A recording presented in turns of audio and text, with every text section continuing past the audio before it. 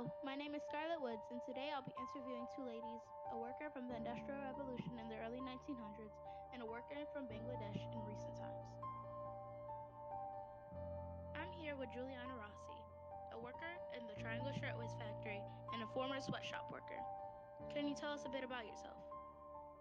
Hello, I'm Juliana. I'm an Italian immigrant to the U.S. I came here looking for a job because I lost mine after a mudslide ruined my farmland. So, Juliana, how are you feeling about coming to America? Did it live up to your expectations? I was very excited to come to America because they promised cheap land, religious, political, and social freedom, and especially the plenty of jobs available.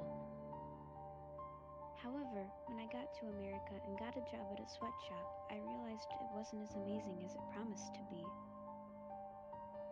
I see. That must have been very disappointing. What was it like working at the sweatshop? It was very rough. Inside, it was very confined with the sewing machines and clothes everywhere. The owner would make me work more and more for less and less money as the weeks went by. Eventually, I quit and got a job at the Triangle Shirtwaist Factory. Working at the sweatshop must have been a real challenge. Did things improve once you started working at the Triangle? Although it was an improvement from the sweatshop, the Triangle Factory still had poor working conditions. Machines and people were crammed together and there were few exits, and those were usually locked. Scraps of clothing under tables and flammable barrels of oil were crowding the floors of the factory.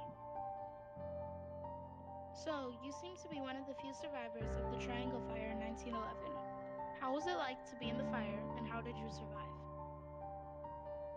It was a devastating experience. I saw people on fire and people jumping out of windows to their death. I luckily made it out of the building before the fire escape collapsed, but my sister wasn't as lucky. She started down the fire escape and it collapsed on top of her and a few other workers. I imagine that must have been very devastating for you. I'm glad you survived to tell the hardship of the Triangle. Thank you for your time, Juliana. The Triangle Shirtwaist Factory was devastating. It led to many new laws stopping these horrible working conditions in America, but that didn't stop people from continuing these conditions in other countries. In Bangladesh, over 90% of the money the government makes is from these workers making clothes that are sent to places like America every single day. Akshi Gupta is one of the victims of these horrible working conditions. Hello, I was one of the workers from Rana Plaza Factory. As you know, in 2013, the building had collapsed, killing and harming many workers. Yes, Rana Plaza was an eye-opener to the many horrible things in the garment industry. What was it like working in the Rana Plaza factory? Working in Rana Plaza was horrible. There were chemicals in the air, cracks in the wall, and we had to work very close together, with barely any arm space. I see. So on the day of the collapse, what was it like for you workers, and how did you survive? It was a normal day and I worked closest to the door.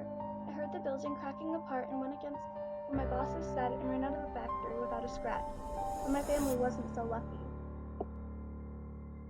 On that day, I lost my sister and my mother. I will always remember them and miss them. That sounds horrific. Not only must it have been hard for you, but it must have been hard for the families of the workers that died or were injured. Do you think you'll ever work in a factory again? I don't plan on ever working in a factory again, but I still have a brother that needs providing for. So maybe one day I'll work again, but I don't know where. Well, Akshi, thank you for your time. Workers all over the world are forced to work in these horrible conditions. Unless we do something about it, they are doomed to work in a place that may one day kill them. Created using Powtoon.